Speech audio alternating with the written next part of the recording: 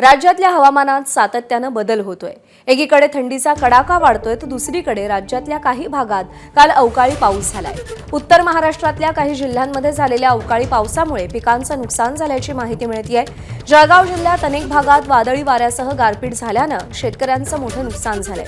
जिल्ह्यात सर्वत्र झालेल्या गारपीट आणि अचानक आलेल्या वादळामुळे रब्बी पिकांचं मोठ्या प्रमाणावर नुकसान झालंय।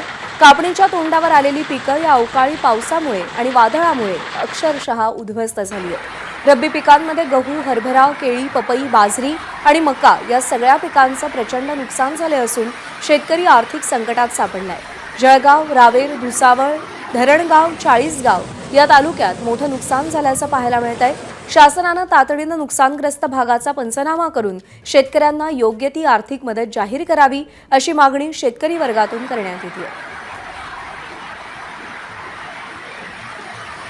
ऐन काढणीचा हंगाम आता जवळ आलेला आहे। खरं तर ज्वारी असेल, गहू असेल, हरभरा असेल, मका असेल, केळी ही पिकं आता ऐन काढणीवर असताना काल अचानक सायंकाळच्या वेळेला अवकाळी पाऊस, वादळी वारा आणि गारपीट झाली आणि आपण बघू शकतो की कशा पद्धतीमध्ये या ठिकाणी हे शेतं जे आहेत हे पूर्ण पिकं नष्ट झाल्याचं आपल्याला पाहायला मिळतं आहे। कारण ही पडलेली पिकं आता पुन्हा उभी राहणार नाही।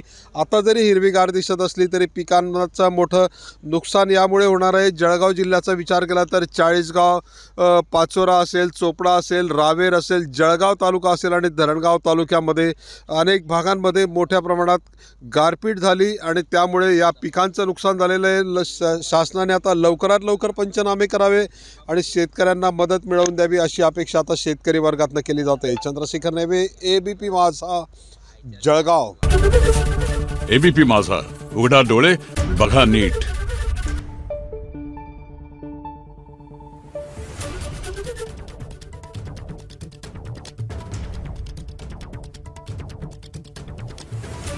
Thank you.